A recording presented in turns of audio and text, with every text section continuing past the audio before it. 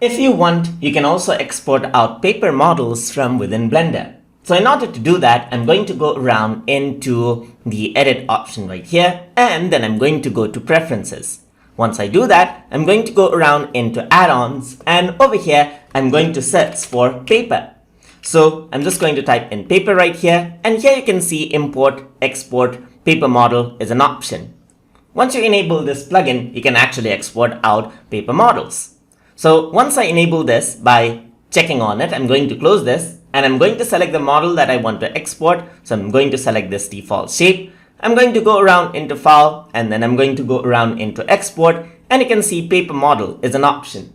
Once you go into paper model, you can go around over here onto the folder of your choice. So in my case, I'm going to go to my TutorTube drive and I'm going to say paper model 1 right here, and you can set the settings according to what you like. I'm just going to leave everything in default and I'm going to click on export paper model.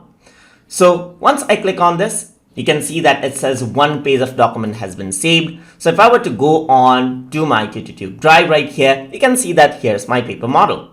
If I were to double click on this, then you'll be able to see that our model that we had in Blender, it has been unfolded out so that we can print it and then we can glue them up together to make the exact model.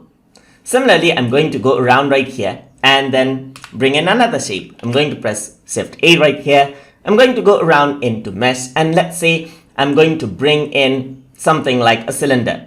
I'm going to go around onto the cylinder and then I'm going to decrease out the number of sides right here, just like that.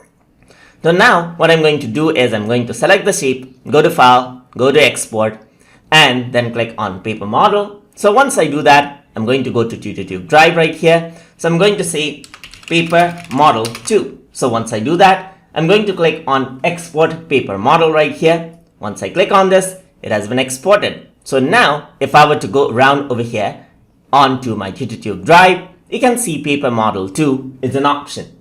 Once I click on this, double click on this, what happens is that it opens up. The paper model opens up, and as you can see, the shape that we had right here, it has been turned onto an unfolded paper model that you can print and glue together. And that is how you can work around with exporting of paper models from within Blender. So hope you guys learned something as always. And as always, please like, comment, share, and subscribe.